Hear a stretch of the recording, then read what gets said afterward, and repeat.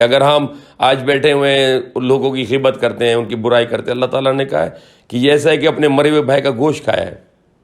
وہ لوگ رمضان میں یہ کام کر رہے ہوتے ہیں، وہ بڑا فکر کرتے ہیں میرے منہ میں انہیں وضو کیا شاید پانی چلا جائے گا اندر، اور اپنے بھائی کا گوشت کھا رہا ہے، اسے روزہ نہیں ٹوٹ رہا ہے۔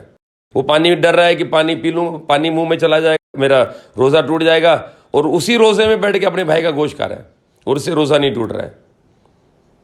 میں نے ایک حدیث پڑھی تھی، نبی صلی اللہ علیہ وسلم نے صحابیوں، کوئی 2 صحابی تھے شاید، تو ان سے کہا، انہوں نے غیبت کی کسی بھائی کی، بولا جاؤ کہ وضو کرو، واپس سے جا کے وضو کرو، تم نے غیبت کی ہے۔ مطلب غیبت کرنے پہ وضو کرایا واپس۔ اور لوگ آج روزے میں غیبت کرتے سمجھتے ہمارا روزہ تو بڑا پکا ہے، ہم نے تو بڑا اچھا روزہ رکھا ہے، جبکہ غیبت کرنے سے اللہ کے نبی نے وضو کو کنسیڈر کیا ہے کہ یہ ٹوٹ گیا ہے، تو یہ غیبت کرنے سے روزہ قائم رہے گا، اللہ تعالیٰ اس کو باقی رکھیں گے۔ جب ایک انسان پانی نہیں پی سکتا ہے، کھانا نہیں پی سکتا ہے، اپنے بڑے مرے ہوئے بھائی کا گوشت کھائے گا، وہ کہے گا میرا روزہ تو بڑا پکا ہے، میرا ٹوٹا ہی نہیں ہے، میں نے تو سارے 30 روزے رکھے ہیں۔ تو یہ روزہ اگر رکھنا ہے تو یہ غیبت کو بند کرنا پڑے گا، لوگوں کو ذلیل بند کرنا پڑے گا۔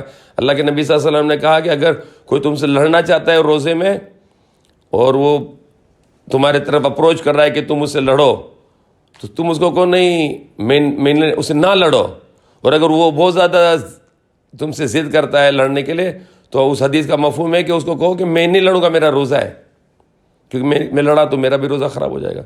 تو یہ جھگڑے کرنا، جھوٹ بولنا، غیبت کرنا، لوگوں کو برا بھلا کہنا، یہ کرنا ہے تو اللہ کے نبی نے کہا ہے کہ اللہ تعالیٰ کو نہیں ضرورت ہے تمہارے بھوکا رہنے کی، اور نہیں ضرورت ہے تمہارے پیاسا رہنے کی۔ تو جو بندہ اپنے کیریکٹر کو نہیں چینج کرتا ہے، اس کا بھوکا رہنا، پیاسا رہنا اللہ کو ضرورت نہیں ہے۔ لیکن اگر وہ روزے سے اچھائی پیدا کرتا ہے اور اسے اپنے اندر میں اپنے آپ کو اچھا انسان بناتا ہے، پھر وہ روزہ اللہ تعالیٰ کے مقبول ہے۔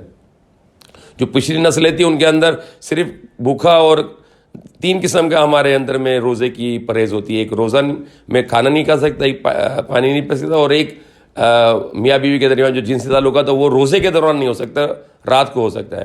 لیکن ایک ٹائم تھا جب صحابہ پچھلی نسلوں میں ایک روزے کے اندر میں ایک اور پرہیز تھا، بات کرنا منع تھا، روزے میں بات نہیں کر سکتے، تو سارا دن روزہ رکھ کے بات نہیں کر سکتے، چپ رہنا ہے۔ ہمیں آج وہ اللہ تعالیٰ نے موڈیفائی کر دیا ہے، بات کر سکتے ہیں لیکن صرف اچھی بات، کیونکہ آج اسی کی سب سے بڑی کمی ہے آج مسلمانوں میں، کہ مسلمان اپنے اخلاق کو اچھا سے اچھا کرے۔ اللہ تعالیٰ قبول فرمائے۔ ان اللہ ملائکۃ یصلون علی النبی یا ایھا الذین آمنوا صلوا علیہ وسلموا تسلیما اللهم صل علی محمد وعلی آلہ وصحبہ وسلم ربنا آتنا فی الدنیا حسنۃ وفی الآخرۃ حسنۃ وقنا عذاب النار آمین۔ یا اللہ پاک ہمارے رب ہمیں دنیا میں چھائے دیجیے، ہمیں آخرت میں چھائے دیجیے، ہمیں آپ کے غصے سے اور جہنم کے عذاب سے بچائے، امین۔ اللہ پاک ہمیں آپ کی رضا اور جنت الفردوس میں مرتبہ درجہ عطا فرمائے، امین۔ اللہ پاک ہم پہ رحمت فرمائے، اللہ پاک ہمیں معاف فرمائے، امین۔ اللہ پاک ہم پہ کرم فرمائے، امین۔ اللہ پاک ہمیں ہدایت دیجیے، امین۔ اللهم صل على محمد وعلى اله وصحبه وسلم ربنا تقبل منا انك انت السميع العليم وتب علينا مولانا انك انت التواب الرحيم سبحان ربك رب العزه عما يصفون وسلام على المرسلين الحمد لله رب العالمين۔